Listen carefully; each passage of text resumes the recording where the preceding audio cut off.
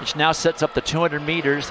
There is the NCAA meet record from 2 years ago. Olympic champion in the 100, Julian Alfred, set that record. JaMeesia Ford, who has never lost to a collegian, she has the lead this year, and she is in Section 2.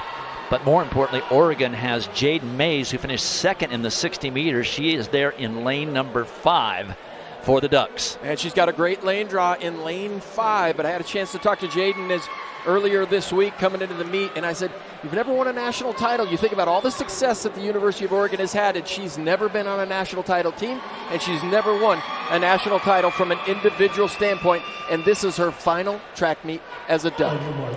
Over the 2 sections, 4 of the competitors also contested the 60 meters, including the 60-meter champion, Jadyn, who is in Section 2.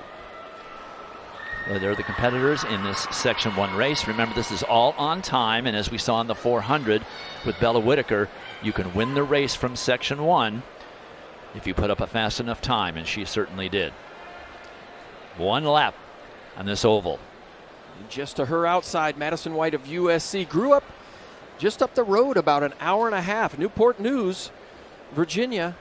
And she'll have some fans in the stand today, but she had the freshman record in the 200 last season, and she's running well this season.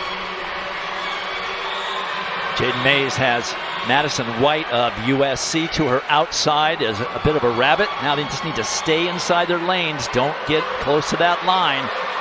It's Mays coming off the turn. Jadyn Mays, she was second in the 60, but she wins this section of the 200 with a lifetime best by a couple hundredths of a second. 22:45 she posts. It's the number 4 time in the world this year, and puts up a formidable time for the Section 2 sprinters to go after. Well, I think Jadyn Mays saw what happened in the women's 400. The winner coming from that first section. She said, I'm going to lay a time down that people are going to have to chase me. People are going to have to run really fast to beat me. But she's got great turnover. There you see, she ran really wide on that outside turn, on that far turns 3 and 4, just to make sure there was going to be no disqualification and that she was going to score some points for the Ducks. There you see her intention. She's a little tight at the end, but man, she runs quick. So Mays with a lifetime best. The senior from Oregon puts up a time to beat for Section 2 of 22:45. Madison White finishing second for the women of Troy. And Nisha Berger of UTEP getting third. Ready now for Section 2 of this 200 meters. Jadyn Mays of Oregon putting up the time to beat of 22:45. This is the woman of the hour in this event, JaMeesia Ford, who has never lost to another collegian at the 200-meter distance. She's got that lane 6 draw.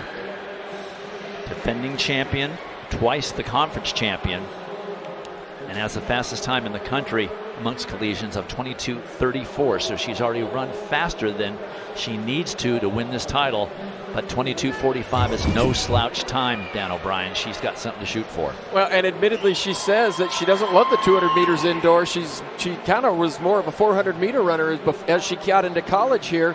She likes the 400 meters just a little bit better, but she's so successful. She has such a nice compact stride. She really manages these indoor tracks really well, whether it's a high bank or a flat bank.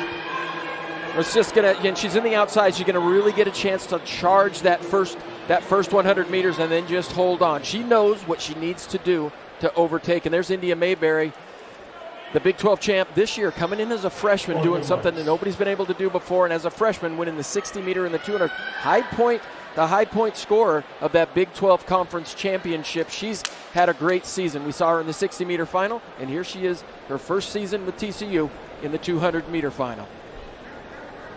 Also down in lane 4, you've got the 60-meter champion from USC, Jadyn, also in this field. 22:45, the time to beat, put up by Oregon's Jadyn Mays in Section 1.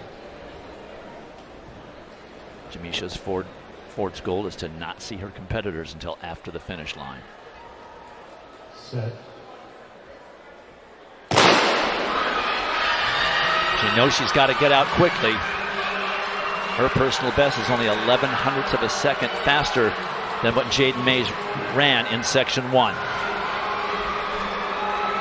Indya Mayberry is definitely in it. Mayberry is going to come off the turn first, but Ford has that 400-meter strength, but it's not enough. She finally loses one to a competitor, and Indya Mayberry improves on Jadyn Mays' section 1 time and takes the title at 22:30. That's the fastest time by a collegian in 2025. That's the fastest time in the world this year. Wow. Indya Mayberry, the freshman, looked like she didn't want to do an interview either, so I don't need to talk to John. I got to go. I'm tired. I got to go sit down in here. And there you see JaMeesia Ford. Good run, but that youngster, Indya Mayberry, she really charged in that last 50 meters. I think she got a little bit of inspiration as she reeled in JaMeesia Ford. Let's take a look at her. They're even at this point with about 70 meters to go. But as she reels in JaMeesia Ford, watch her put her head down and just continue to drive to the line. You come off that turn and there's not a lot of room left. But look at the determination on her face as she gets to the finish line. An outstanding run by a young freshman from Fort Worth, Texas. So JaMeesia Ford ends up with the 3rd place time, 6 points for South Carolina. Jadyn Mays gets 8 more points for the Ducks, but the freshman sensation, 2nd fastest American ever, is downstairs with John. Thank you, Dwight. I just was talking to her, like, Indya, you're a freshman. You should be trying to figure out where your dorm keys are, not win a national championship. You just took down a woman who has never been beaten in this event. How did you do it? Just do what I'm told at practicing. Put it all together and run. So what are they telling you at practice then that's the secret? Practice hard. Get out, sweep, push, go.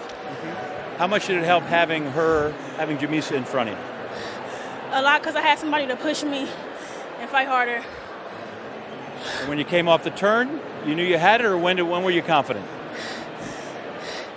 I just knew she was a strong finisher. She was 400-meter runner, so I just knew I had to keep fighting regardless. All those things work. We're going to throw it up to Dwight. Congratulations to you, Indya. Just remember, they're not frogs. They're horned frogs. That's a whole different thing.